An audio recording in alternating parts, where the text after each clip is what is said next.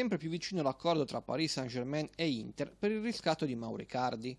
A sostenerlo è ESPN, che ha ribadito come alla fine l'argentino resterà in Francia. La richiesta dei parigini di ottenere uno sconto sui 70 milioni pattuiti sembra destinata ad essere accolta.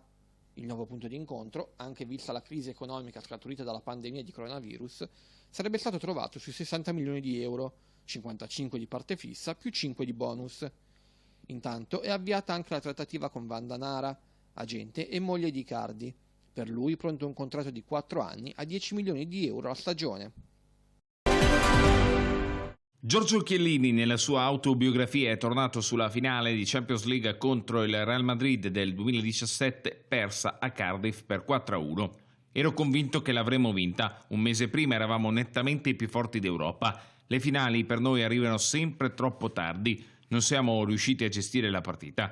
Di quella finale si parlò tanto e vennero fuori delle indiscrezioni su una spaccatura interna allo spogliatoio durante l'intervallo. Perché mai avremmo dovuto litigare dopo aver raggiunto il pareggio? Scrive il capitano bianconero nella sua autobiografia. La verità è che eravamo solamente stanchi. Siamo rientrati nello stanzone con Mandzukic e Pjanic malandati che quasi non camminavano. Avevamo tutto il fiatone e a parte dirci di non disunirci non abbiamo litigato, anzi. Dopo aver preso il secondo gol in quel modo da Casemiro abbiamo pensato che fosse già finita, io per primo, e non si fa perché non era assolutamente finita, anche se prendemmo 2 gol in rapida successione.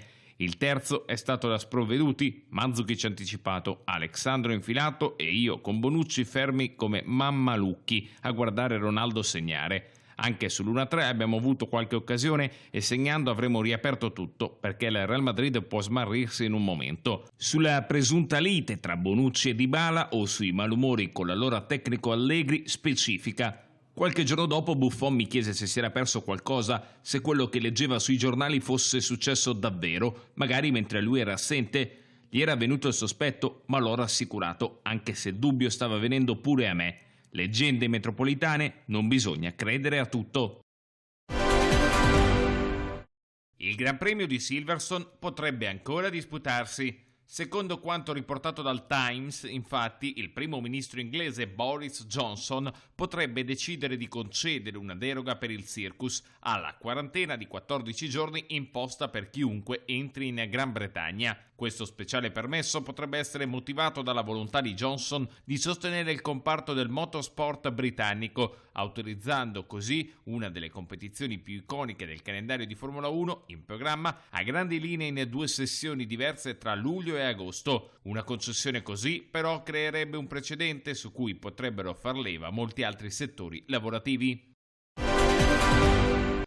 Il calendario MotoGP 2020 potrebbe essere stato finalmente deciso, ma è ancora in attesa dell'ufficialità della Dorna, prevista per inizio giugno. La stagione, ritardata e mutilata a causa del coronavirus, prevede doppi appuntamenti per diversi circuiti. Si comincia a Jerez della Frontera, dove non solo si prevedono 2 date, ma 2 eventi ben distinti con nomi diversi. Il quotidiano iberico AS infatti rivela che la location ospiterà il Gran Premio di Spagna il 19 luglio e la settimana seguente il GP di Andalusia. Insieme a Jerez anche Aragon, Barcellona e Valencia ospiteranno un appuntamento doppio, così come il Red Bull Ring e Misano.